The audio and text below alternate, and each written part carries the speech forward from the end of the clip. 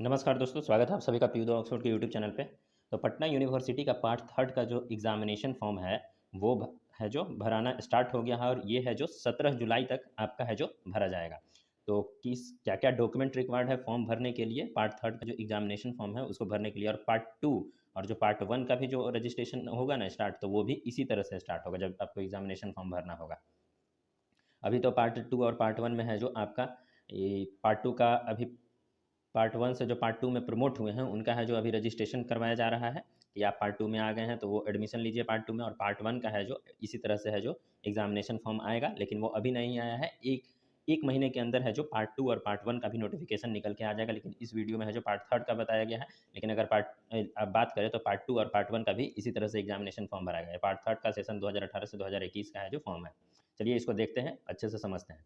देखिए सबसे मेन जो है यही है कि instruction for online application for filling up the form. Form भरने के लिए क्या क्या ऑनलाइन इंस्ट्रक्शन है, अगर ये आप इसमें अगर आप कोई गलती कर देते हैं तो फिर आपका है जो रजिस्ट्रेशन नहीं हो पाएगा। पार्ट टू और पार्ट वन का भी इसी तरह से रजिस्ट्रेशन होगा, तो वो भी इस चीज़ को ध्यान से देखें। देखिए for inviting the application process use your university registration number. आपका यूनिवर्सिटी रजिस्ट्रेशन नंबर आपके पास होगा, जो आपके हर एक चीज़ में दिया है, एडमिट कार्ड में भी रहता है या फिर कोई भी आप पेमेंट किए हैं उसमें भी रहता है, और आपका आइडेंटिटी कार्ड में भी, अभी तो पार्ट वन का आइडेंटिटी कार्ड नहीं मिला है लेकिन आइडेंटिटी कार्ड में भी रहता है, आपका एडमिशन स्लिप में भी रहता है। तो रजिस्ट्रेशन नंबर को आपको ध्यान में साथ में रखना है।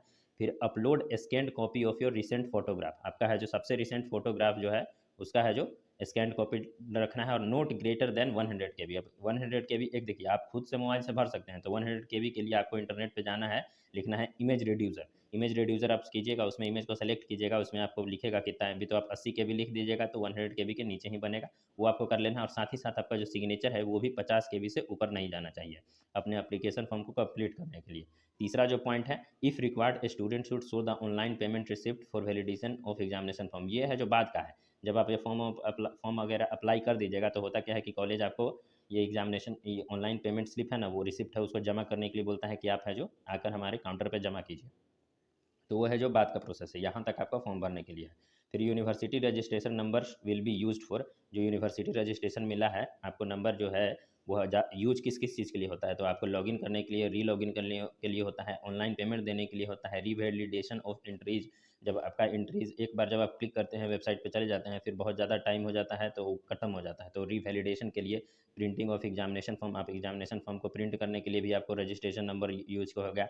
As reference to contact university. अब कॉन्टैक्ट यूनिवर्सिटी से अगर कोई कॉन्टैक्ट भी करना चाहते हैं तो आपका रजिस्ट्रेशन नंबर साथ में होना चाहिए। अरे कुछ तो होगा तभी ना आपको बोला जाएगा कि हाँ आप यहाँ के हैं, और आपको है जो इन्फॉर्मेशन प्रोवाइड करा दी जाएगी। उसके बाद फिर to view examination form detail, आपका एग्जामिनेशन फॉर्म डिटेल की कहाँ तक प्रोसेस आगे बढ़ा है। और सबसे लास्ट जो सबसे इंपॉर्टेंट है, एडमिट कार्ड को है जो डाउनलोड करने के लिए भी आपको है जो रजिस्ट्रेशन नंबर रहना चाहिए। तो जो भी यूनिवर्सिटी का डॉक्यूमेंट रहता है ना, जब से अप्लाई किए हैं सबको एक फोल्डर में आप बना करके रखिएगा, या तो फिर अपने ड्राइव जो गूगल के द्वारा दिया जाता है, बहुत अच्छा चीज़ कीजिए।